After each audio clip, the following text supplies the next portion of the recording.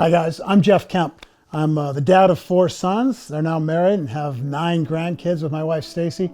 And I help men huddle in deep and consistent friendship. That's my mission at Men Huddle. And I just want to talk to you about the importance of speaking identity and character and faith and actually greatness into our sons and daughters. I call it the Gideon principle. You know how in the book of Judges, there's that story about Gideon. He said he was the least in his family, and his family was the smallest and weakest of all of Israel's 12 tribes. And they were being attacked by some enemies, and he was hiding in a wine press, trying to get a little bit of wheat to eat and beating it out. So he had no courage at this point. He's a young man.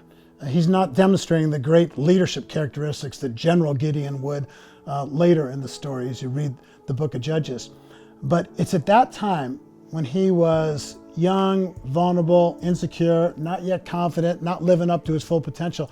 That's when the angel of the Lord, a pre-appearance of Jesus, shows up and says, "Oh Gideon, the Lord is with you.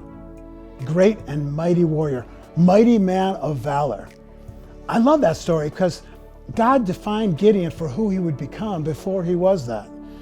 And that's something that our sons and our daughters and our grandsons and granddaughters need. And a dad is the key person in their life to give them their name and their worth and their sense of validation.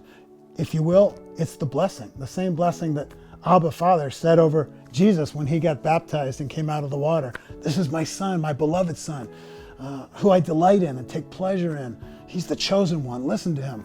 Man, those are gifts of the Father.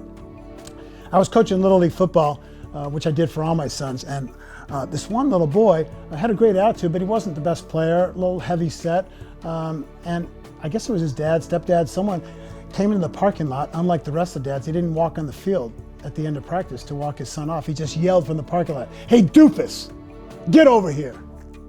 Oh, I was burning mad. I kind of wanted to go over there and punch the guy. But I told my coaches, let's double down on loving and affirming and calling out the best in this young man. And an example of calling out the best in a young man, though it happened when a guy was in his late 20s, was my friend Don Wallace, who had a construction company. And he put a fellow who didn't have a very good childhood, didn't have a positive influence from his dad. He'd been in jail a few times, been in a few brawls, knew how to drink a little bit more than he probably should have, but he was a great carpenter. And Don put him in charge of a construction project on a high-end home in the Northwest United States.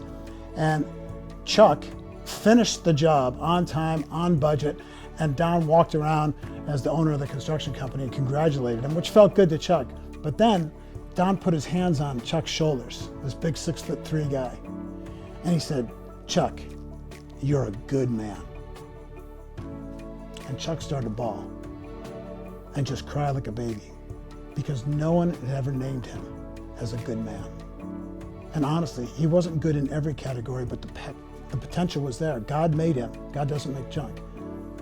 And when we find out that we have worth and we have potential with a man that believes in us, a dad like you, regardless of how your teenager is behaving, regardless of how your 12-year-old's behaving, regardless of how your 26-year-old son is behaving, they need to know and to hear us say, "You have what it takes. I believe in you. You're beautiful. You're special.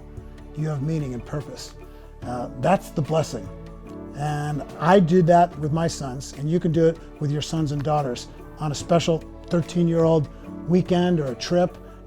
My dad used to write notes to me and tell me I had a great future and he was proud of me. This is when I was a backup quarterback and never getting to play. He still said, "Think like a starter. I believe in you. You're a Kemp. You're a champion. You're a leader." That spoke identity into me. And I remember my dad even praying over me before he passed away and just praying that God would bless me with confidence in my identity, my strengths, and my mission in life. And that's what I've done for my sons. I even wrote it in letters, and I asked other men to write letters to my sons when they were 13 and when they were 18.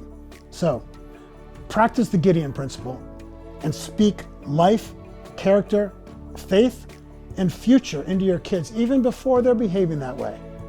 That will make a huge difference in their lives.